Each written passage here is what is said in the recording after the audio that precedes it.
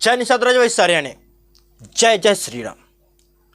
आखिर आज वाली वीडियो में मैंने निषाद राज जी की जय के साथ श्री राम जी का जय क्यों बोला। दोस्तों, अयोध्या में राम राज्य आने वाला है, कुछ क्षण की देरी है। जैसे ही 22 तारीख को प्राण प्रतिष्ठा हो जाएगा, उसके बाद राम राज्य स्थापित हो जाएगा। जिस प्रकार से भारत में चेंजेज आ रही है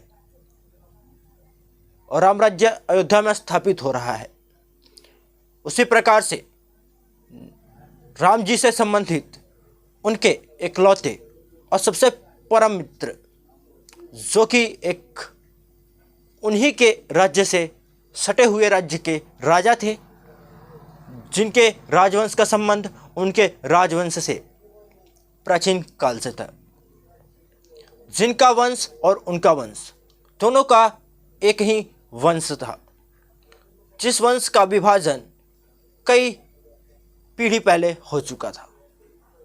मैं बात कर रहा हूँ निषाद राज जी का। जी हाँ दोस्तों, उनका भी राज्य यानी श्रृंगवेरपुर निषाद राज जी की राजधानी थी। वहाँ पर इनका भी राज्य आ रहा है, उनका भी राज्य स्थापित हो रहा है। यह बात बताकर बहुत ही हर्ष हो रहा है कि जिस प्रकार से राम जी को आज वर्ल्ड वाइड लोग जान रहे हैं, पूरी दुनिया में उनकी कृति फैल रही है। दोबारा 500 वर्षों के कड़ी तपस्या के बाद, इंतजार के बाद राम मंदिर का जैसे ही निर्माण हो रहा है और उनका नाम जहाँ जहाँ जा रहा है राम जी का, वहाँ वहाँ निषाद राज जी का भी नाम जा रहा है। यह एक बहुत ही बड़ी बात है। हाल ही में राम मंदिर ट्रस्ट की तरफ से भारत के प्रधानमंत्री नरेंद्र जी मोदी जी के द्वारा डाक टिकट, स्टाम्प टिकट को जारी किया गया, जो कि बहुत ही ज़्यादा मायने रखता है। वर्ल्ड वाइड ये सब फेमस होगा। तो इसमें डाक टिकट और स्टाम्प टिकट को जब जारी किया गया, तो उसमें हमारे निषाद वंश के 2 महान पूर्वज, माता सबरी जी का और श्रृंगवेरपुरी सम्राट, निषाद वंश क्षत्रिय सम्राट महाराजा गुहराज निषाद जी का स्टाम्प टिकट जारी किया गया। और मैं आप सभी से कहना चाहूँगा, हमारे 3 महापुरुष थे, 3 महान पूर्वज थे। हमारे केवट राज जी महाराज, जिन्होंने उन्हें गंगा पार कराया था। दूसरे श्रृंगवेरपुर राज्य के सम्राट निषाद राज जी महाराज, जो कि वहाँ के राजा थे। तीसरी माता सबरी जी, जो कि एक महान साध्वीन संत थी। इन तीनों को अब वर्ल्ड वाइड पहचाना जा रहा है। रामायण सीरियल के हिसाब से उनका स्थिति जो बताया गया था, जो दयनीय दिखाया गया था, उससे विपरीत कार्य आज हो रहे हैं।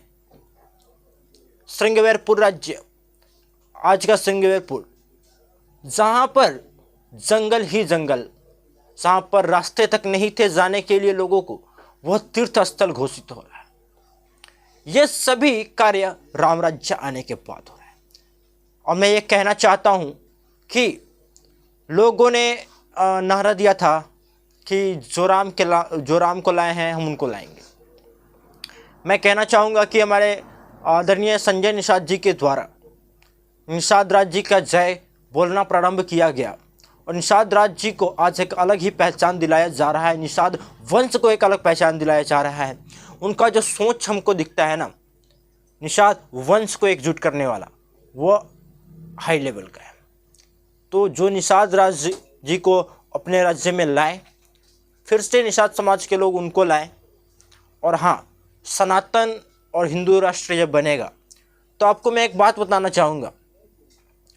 आज लोकतंत्र है, निषाद राज्य नहीं है, निषादों का कोई राज्य नहीं है। जब सनातन का राज्य था, जब धर्म ग्रंथ का राज्य था, तब निषाद राज्य हुआ करता था। वहाँ पर निषाद वंश के लोगों का शासन हुआ करता था, जहाँ पर सभी वर्ण के लोग रहते थे और निषादों के राजा हुआ करते थे और उनसे संबंधित कार्य हुआ करते थे।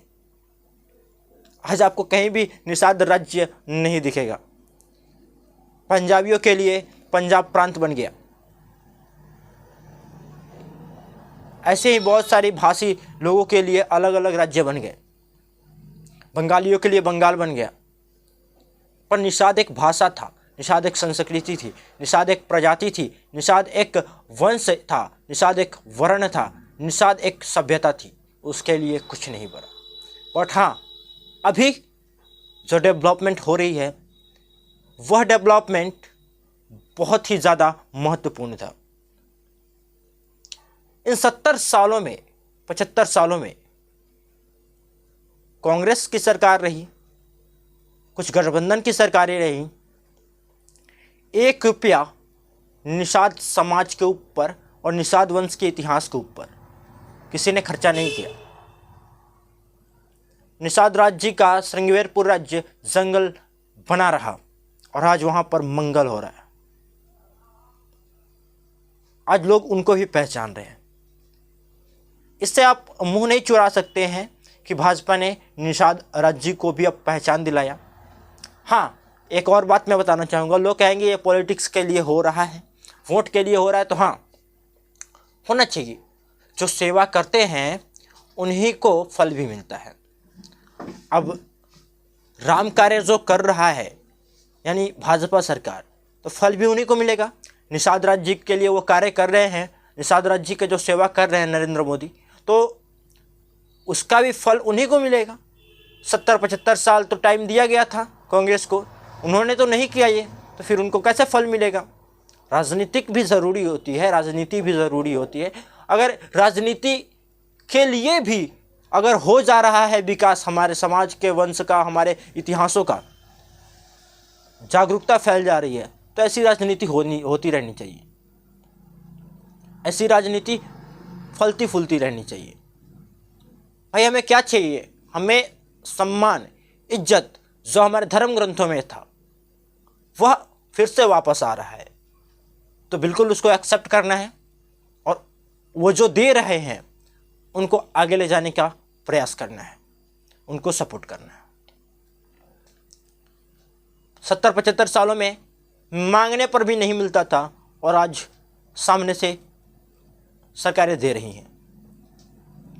तो कहीं ना कहीं ये निषाद समाज की जागरूकता के लिए बहुत ही अहम है और सभी निषाद वंश के लोगों से हाथ जोड़कर निवेदन करूंगा कि इसी प्रकार से जागरूक होते रहिए, इसी प्रकार से अपने इतिहास को जानते रहिए, इसी प्रकार से इस चैनल पर बने रहिए।